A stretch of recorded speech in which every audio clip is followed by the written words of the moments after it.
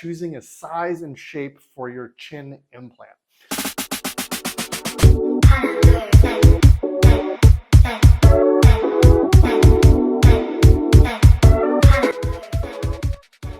In this video, I want to walk you through everything you need to know about choosing a size and shape for your chin implant. Now, let's start with a little bit of the basics. Why would you get a chin implant? What it's for? How can it help? So a chin implant can be done in a couple different ways. You can do it by moving the bone itself and cutting it. That's called a genioplasty. You can add volume non-surgically with filler or fat, or you can use a perfectly pre-molded, prefabricated silicone chin implant and add that in to get the size and shape you're looking for. The key is how do you know what size and shape you're looking for? Well, when we're doing a chin implant, there's a couple different things we're looking at. The beauty of the chin is how much it melds together different zones of the face. The first one, being the most obvious, is going to be how it affects your neck to jaw transition. So for a lot of people, this area can be shorter. Having a recessed chin can be meaning that your jaw is actually set further back. And as we extend that, it makes your neck look better. The second kind of secret one that I love what it does is this lower face area. As we get older, that lower face drops, and specifically those with weaker central jaws or weaker chins are going to have a deeper groove on the sides. And as we bring those sides out, it's really going to improve the lower face. And sometimes a chin implant can by itself make someone look younger because it helps soften or even eliminate the jowls. The third and final one is probably the most commonly seen outside of my practice, and that's going to be when it's done in conjunction with a rhinoplasty to help balance the protrusion of the face. And instead of making the nose go in, we're bringing the chin out so it softens the harshness of a nose. In general, you want a nose to be soft and you want to enhance your facial features with other structures, not the nose, and the chin can help provide that balance.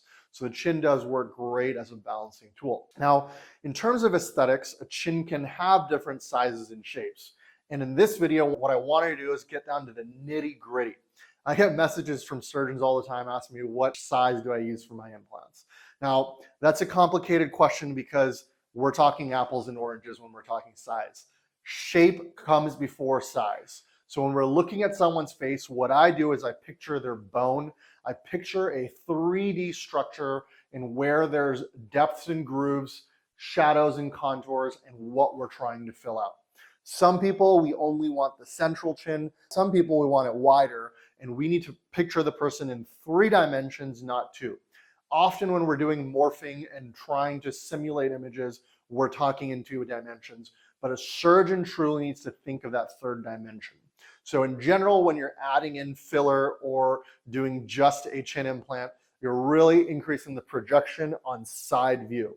When we're widening the chin by using a wider implant, we're also widening the central area. Now, the critical aspect that requires a lot of experience, practice, and follow-up from your surgeon is going to be taking what you look like and finding that shape. And that is what we do during a consultation. We allow ourselves to look at the 3-dimensional structures to figure out exactly what we're going for. Now, in this book over here, and in my cabinet in my office, I carry all of the implants made by a company called Implant. That's the company that I've worked with exclusively since I started doing implants when I first started my practice. And the reason for that is I love their prefabricated choices. In general, 99% of people will be happy with what's here. But remember, for some people, a medium is going to be too big, a small is going to be too small, and there ain't no such thing as a schmedium. While you can 3D print a custom implant, in those circumstances, we're working with choosing the lesser of 2 evils. In general, for example, for a female, you don't want to just go too big so that the sides are perfect and it looks masculine from the front. We want to think of the 3 dimensions and find what I call the rate limiting step. What's going to be the thing that is going to make the whole thing look bad? Now, when we're choosing shape specifically, other than assessment, we have some general rules. So the first saying is going to be for women, go 1 size bigger than you think. For men, go 1 size smaller. It's very counterintuitive, but it makes sense because of the psychology of men taking a little bit longer and having a tougher time adjusting to that level of change than women. Obviously, that's not a steadfast rule. It's just important to understand. Now, the second is going to be ethnicity. Ethnicity makes a chin and jaw structure very unique in its own sense. What we would consider a stunning and outstanding jawline in one ethnic subpopulation may not look the same in another. One particular population to be careful with as a surgeon is going to be Asian females. Though we are looking for a similar projection, creating a mental labial sulcus or a groove above is going to make them look masculine. In general, with Asian females, we're looking for of a more triangular shape and less round, and these implants aren't going to do that single-handedly. That's why something called V-line surgery, where the bone is actually being cut, is more popular. That being said, the secret there is go a little bit smaller than you think, and you can still get amazing improvements like these without having to cut the bone. In the end of the day, it all depends on patients' expectations. When we're looking at different shapes, like I mentioned, the most basic one is going to be called an anatomical chin implant. That's going to be a central projection only implant. From there, all of the other implants are going to be adding width. It's important to realize at this very juncture, I want patients to understand that the most important thing is to take the name of the implant and throw it out the window. A small implant in an anatomical chin is going to be bigger than a medium in, for example, an extended anatomical chin. And so sizes don't match up to each other in different shapes, and so we can't use the name of the size. If anything, if I tell you it's a large and I put it in and you freak out because it's a large, we don't want that. We only care about one thing, and that's what does it look like. Now, why am I even talking about this to patients? Well, the reason is I do this surgery with people awake.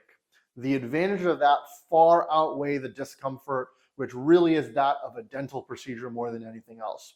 We always use testers, or what we call sizers, and when we put it in, we're able to look, and as a team and as a patient, you can be part of the decision of deciding what size and shape is best for you. More often than not, with my experience, the first one I pick is spot on, but we don't tell the patient, we're going to start with a large or medium. We ask what you think. Is this bigger than you expected? Is this smaller than you expected? How does the shape line up to what we're going for? I have my opinion on where we start. Sometimes I change it, but usually it's the right one, and then we work adjusting shapes and sizes from there. Now, when it comes to other implants, there's various things we're looking at. So it's going to be how much projection we're getting on the side, but also how does it transition from the sides to the center? Is it a sharp 90-degree transition like in a square chin implant that we'd only want to use in a male? Or is it going to be a smooth, super soft transition like in an extended chin or a curvier linear chin implant? Now, there's one other type of implant that's very unique, and that's going to be called the vertical lengthening chin implant. That's when we're not just bringing it forward, but also down. The implant sits at the very bottom edge. It's going to take a little longer to recover for. We do need to screw it in because we're now not fully on the periosteum, which is the layer in which encases the implant to hold it in place. So now we got to screw it in, but we can get a much bigger change. I see on Reddit online so often patients obsessed with the concept of genioplasty that that's the only thing that's going to work. In my largest implants, I can get 1.2 centimeters of projection. For the most part, absolutely, there's people whose goals and what they're looking for don't align with the chin implant, but the vast majority of people who just want a small change, want to look like themselves, but an improved version where someone can tell something looks better but can't exactly put their finger on it, a chin implant is a perfect option. I get it. It's not going to adjust in all dimensions, but as long as your surgeon understands there's an entire book of implants, not just one or two options to choose the right size and shape for one's aesthetics goals, a chin implant can be the right decision. It's really important that your surgeon understands these basic functional concepts, because when I get a message being like, do you use mediums? I already know that surgeon is not experienced in how their understanding of chin implants actually works. You have to do this in a mathematical sense and have all of these tools available to you, and do them often enough where it makes sense to buy hundreds of implants and store them in your storage facility ready for surgery rather than buying for individual surgeries. Experience counts. If you have any questions about your chin implant or want to schedule a consultation, please leave a comment below. Don't forget to subscribe to this channel, like this video. Thank you for watching, and can't wait to see you guys soon.